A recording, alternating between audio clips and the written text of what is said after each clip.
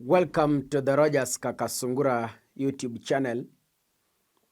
A big thank you for your support towards this platform. The President of the Republic of Kenya, William Samoei Ruto, is in Evian-les Bains. That is in France with his wife and Musalia Mudavadi attending the 52nd G7 summit. Verified reports indicate that William Ruto was invited by President Macron himself as the keynote speaker in that summit. After the invitation, William Ruto thought that he is the only African president invited into that summit. When you were listening to his speeches back in Kenya, he was saying Kenya has been honored. And Ruto could say, I have been honored to be the only African head of state to be invited to the G7 summit to go and champion African interests. According to the information from Ruto, it says he was invited as a key representative for Africa to champion priorities regarding global financial architecture reform, affordable access to capital, investment, and the digital economy. Kenya's invitation has been heavily spotlighted as it takes a leading diplomatic role on the continent for this session. So Ruto hyped the invite, thinking that he will be the only president from Africa. After reaching France, and by the way, I saw William Ruto in a private jet. I don't know if anyone has noticed that William Ruto didn't use Kenya Airways. This has not come into the public domain, but once I gather the details, I will let you know the type of airline, because I saw a video where he is being received and he highlighted from an airline I have never seen. It is not a Kenyan airline. Could be a private jet. They were taken into a military chopper and they were flown out of the airport to the venue. There was a photo session at the venue. Presidents were taking photos. I saw world leaders, including the US President Donald Trump. Ruto noticed there is another African president. And this president is Fattah el-Sisi of Egypt. President Abdel Fattah el-Sisi of Egypt. He was also attending the summit to advance cooperative development, financial reforms, and stability efforts, particularly concerning the Middle East and North Africa region. Ladies and gentlemen, both Kenya and Egypt are attending this summit. Lakini Kasongo akitoka Kenya alisema kwamba yeye ndiye rais wa pekee ambaye amepewa mwaliko. William Ruto didn't know that the Egyptian president has been invited.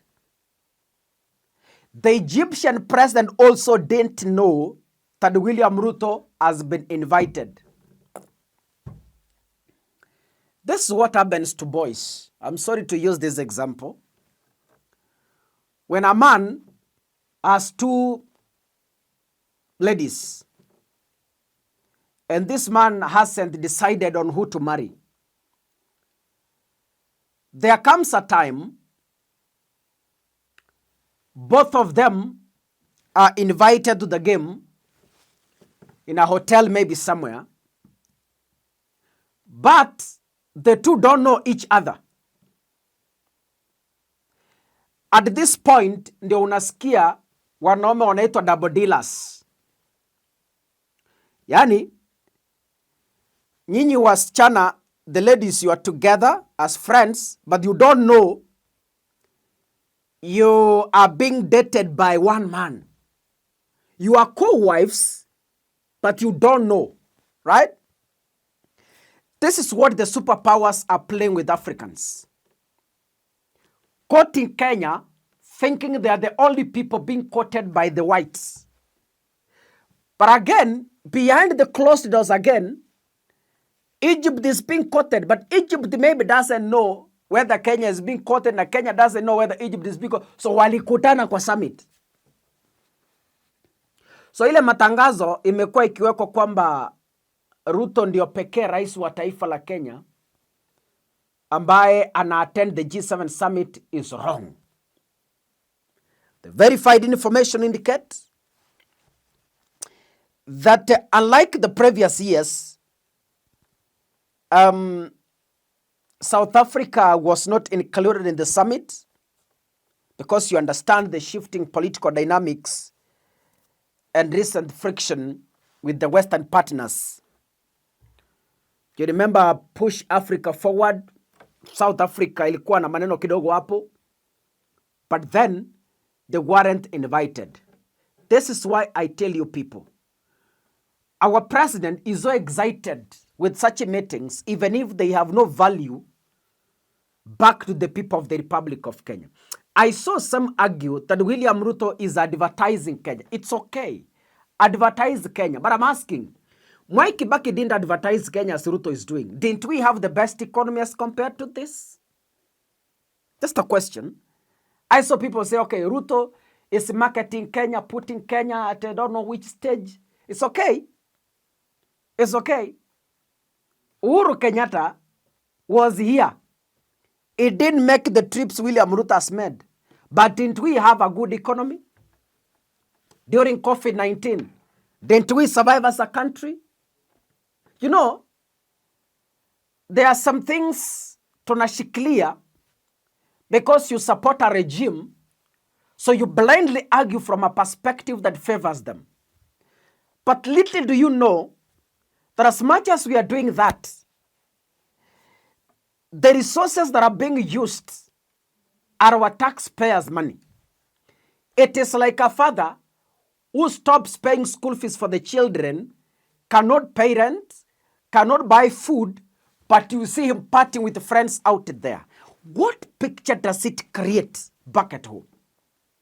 Na baada mwanaume, najua Ruto ni kama yule mwanaume ambaye nyumbani familia inateseka. Familia inateseka, hakuna chakula, hakuna rent, hakuna watoto kupelekwa shule, school fees, watoto wanafukuzwa. Lakini every day this man is traveling. Every day this man is partying with friends. You see pictures online.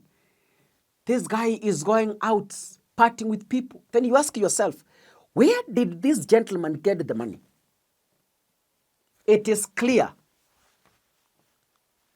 that Ruto gets excited for nothing. But anyway, that is your president. God bless you. See you in the next episode. Asanteni sana.